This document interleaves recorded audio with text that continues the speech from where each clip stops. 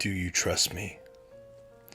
If every part of this world succumbed to dust, the last thing remaining would be my trust in you. What we have is immortal. Today on the Comic Book Report, Immortal X-Men Volume 1 by Kieron Gillen. Stick around and check it out.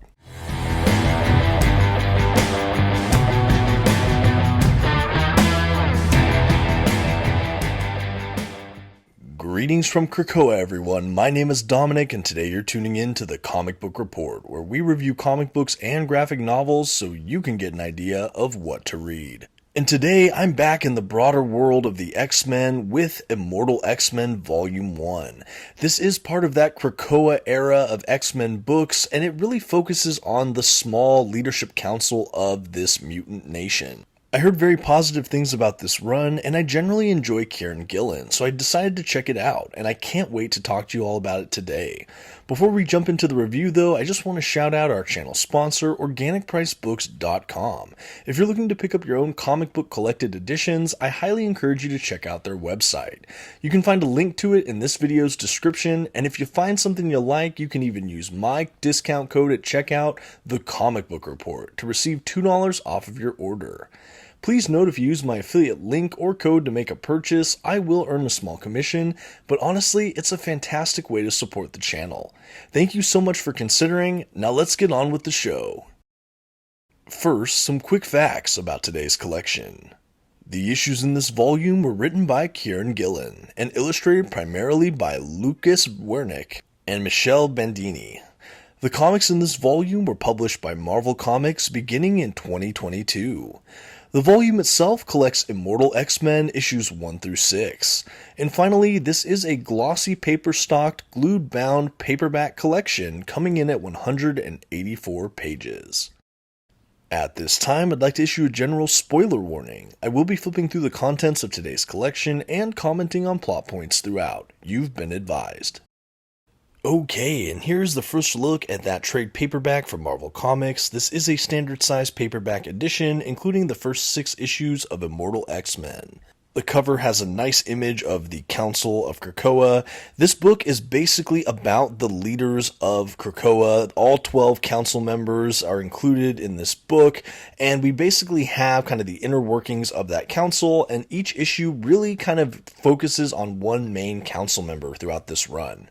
As far as the exteriors for this book, the design, it's all very comparable to what you can expect from this era of X-Men books, and it's put together like any standard Marvel trade paperback. No real complaints from me. This is a smaller collection, 6 issues or so, plus a couple extras, which was nice to see. But yeah, it's made really well. Like I said, it is uniform with a lot of the other Krakoa era books. We have its own font, logo, and color kind of scheme, and it really is just designed accordingly. I do want to take a moment just to look at the binding for this book. Like I said, it's a glued binding, a smaller collection. You'll see here this slight gutter loss, but it's pretty minimal at a collection this size. It laid open really well for me. I have absolutely no complaints about the binding, but you'll get your own idea as I flip through the collection today. Before we dive into the collection itself, I wanted to provide what I consider the prerequisite reading to enjoy this series to the fullest. There's even more you could be reading, but I think bare minimums, I recommend House of X Powers of 10 by Jonathan Hickman, I recommend Inferno, also by Jonathan Hickman, and I recommend X Lives and X Deaths of Wolverine by Benjamin Percy. These 3 books, I think, really set the foundation to really enjoy Immortal X-Men. House of X Powers of 10 is the maxi series that basically set up the current status quo on Krakoa, this kind of mutant nation state that all the mutants are kind of living on and make a world or galactic superpower. It all gets its start in House of X Powers of 10. Inferno has a really cool shifting of the tides that really propelled this whole era forward, and I really think lays some of the groundwork with characters like Mystique and Destiny, which are all key components to Immortal X-Men. X Lives and X Deaths of Wolverine really also pushed the narrative forward, primarily with Moira McTaggart's involvement or current status in this universe. So again, I think that these are all really good to set the stage for Immortal X-Men. Now that we're jumping into the collection itself, I will say if you just want to grab this book off the shelves, you could probably fill in the gaps as needed, especially if you watch YouTube videos to catch up or read like a Wikipedia summary or what have you. But bare bones, there is a mutant nation known as Krakoa, and it's run by 12 mutants who kind of decide what's going to be the future of this nation and kind of provide protection and everything for the country. The ruling council has a lot of internal strife and turmoil. There are a ton of secrets that kind of govern or are behind the scenes of this whole nation. And the council itself is super diverse. We have characters like Professor Xavier, right next to Sebastian Shaw, right next to Colossus, right next to Nightcrawler, right next to Emma Frost. We have Mr. Sinister on the ruling council. Like, we have a really interesting eclectic group, and that's where we see a lot of the conflicts set up for this series. I will say again, this is the first 6 issues of Immortal X-Men. I believe the series ran for something close to, I don't know, maybe 18 issues, give or take a few. But this is really the series devoted to the ruling council.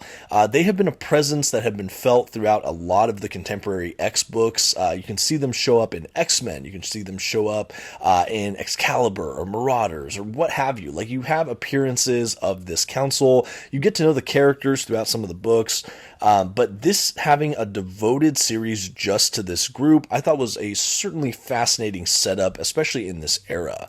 This is a deeply political book, and I don't mean contemporary Republicans, Democrats like here in the US. I mean the ruling politics of this fictional nation. It's all the kind of interesting behind-the-scenes mechanics of this whole era of X-Men. So if you like kind of political intrigue as a device or kind of a motif, this is a really good book for you. If you like things that can be, I don't even want to say a slow burn, because there's plenty of action, but it is a little more dialogue heavy. It is a little more nuanced, and I think that because of that, Immortal X-Men really does set itself apart.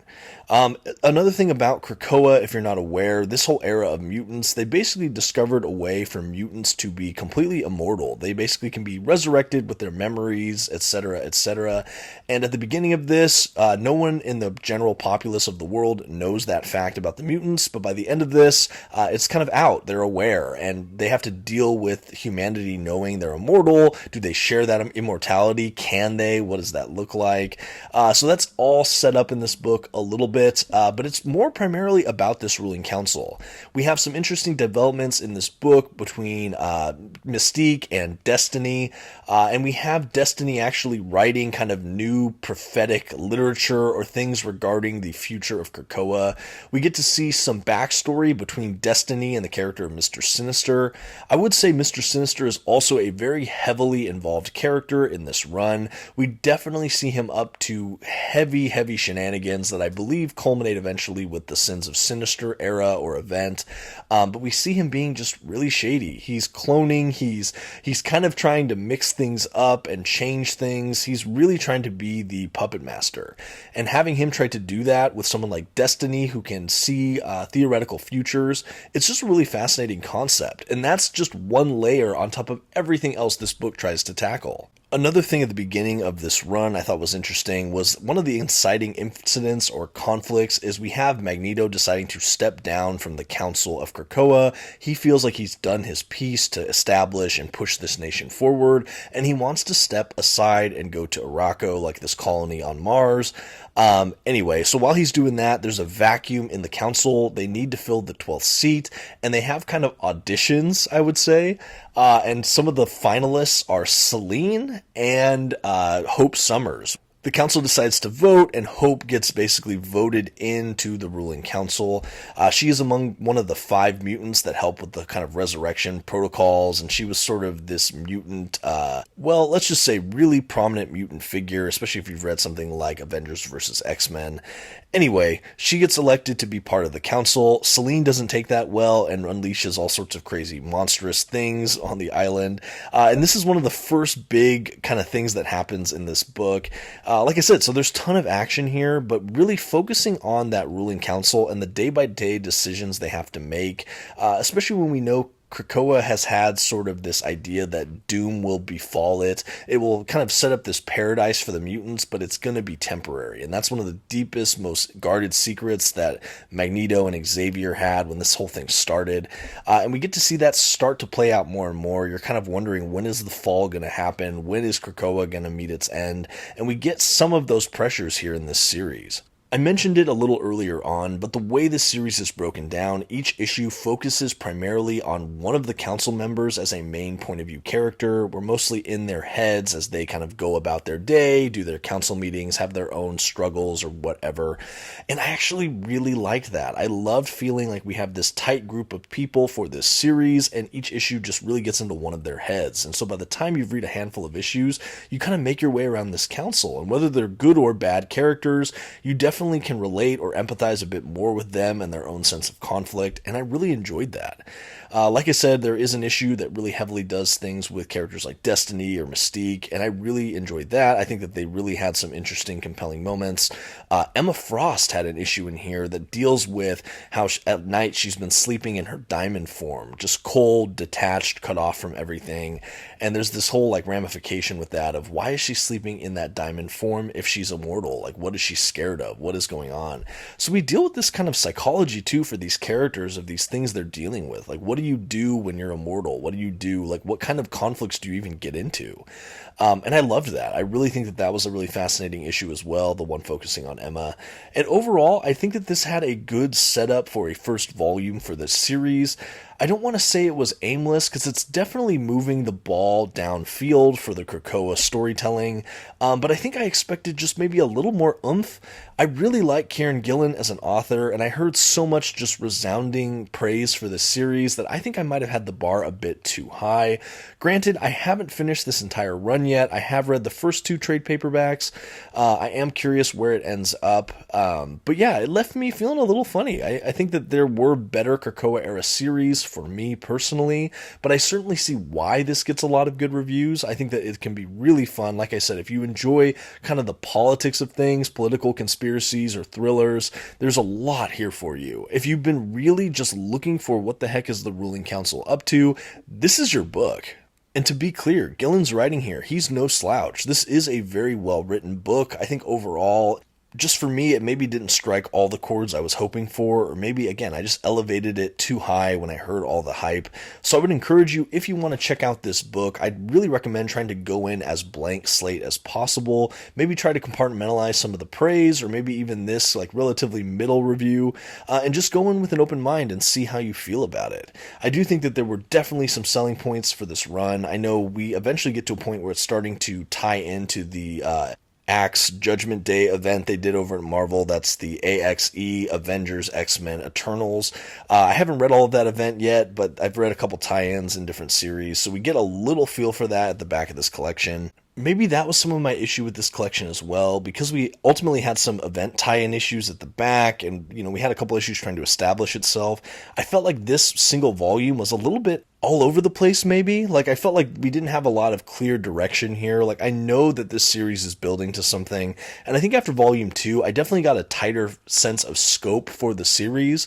But I think for volume 1, there's a lot of selling points, but overall, there's just a lot going on. Like, I almost wish that we didn't have these Axe Judgment Day issues until maybe the second volume, because already we're establishing this book, but then we're trying to tie into this greater narrative, and it just kind of took me out of it. But again, that might be more of my issue with all of these revolving door events that have been happening. It feels like constantly.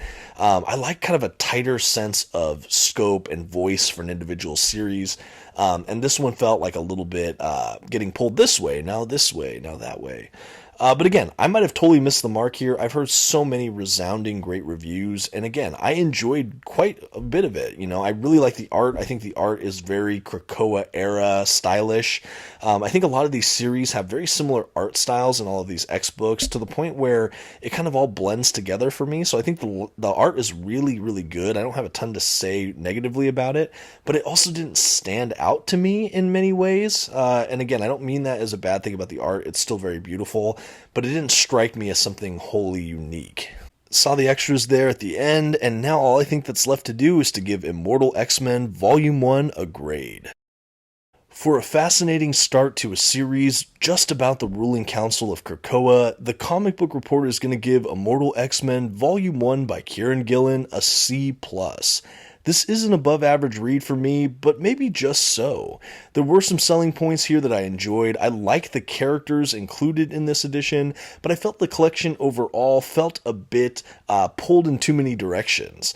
I do like the overall setup, and I know so many people like this run, but for me it maybe wasn't the brightest gem in the Krakoa library. But again, maybe I missed the point, maybe I missed it completely. I'd love to hear other thoughts on Immortal X-Men, or what you thought of this review, or maybe what you think of this whole Krakoa era of X-Men in general.